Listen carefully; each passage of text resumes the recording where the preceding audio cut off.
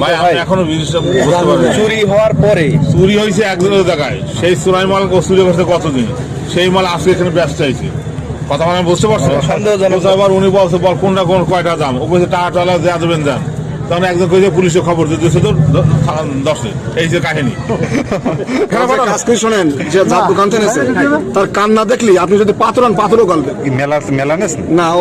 ওই দোকানে অল্প, আর যা দুই দোকানে করেছে ও এরকম একটা বাচ্চা ঢুকতে পারবে না তার ভিতরে। 3 কাটা 1 ফুট 1 ফুট করে। ও সত্যি কথাই বলেছে আমি আর দোকানে জানি কাটার ধারণ ধরি, কিন্তু পর করে এই জন্য ওর দিকে সন্দেহ আছে। এখন তুই করেছি কিনা কারো দুটি নাম কাটা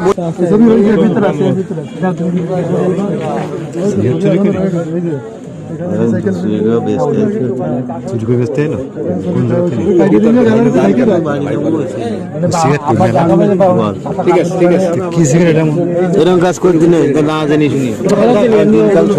ভাই কি বলেন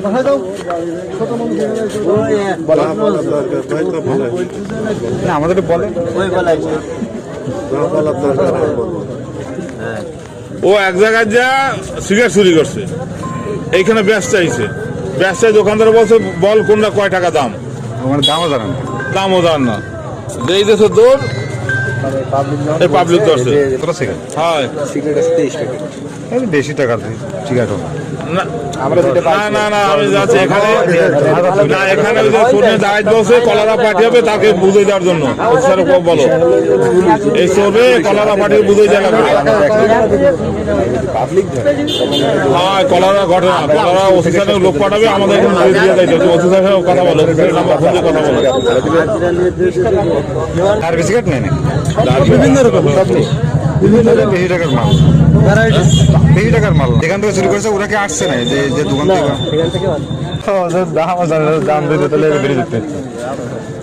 অংশ শুনলে আপনারা কবেন কি অংশ 30 মানে আমাকে যার খবর দিলে এখনো আমি ভাই কানাডিয়া কলেজের প্রভাষক না ভাই স্কলারশিপ বাংলাদেশের 10 যদি একজন পাইবে তার ওদের অবস্থা 35। মনিরুল ভাই বলে তো অনেক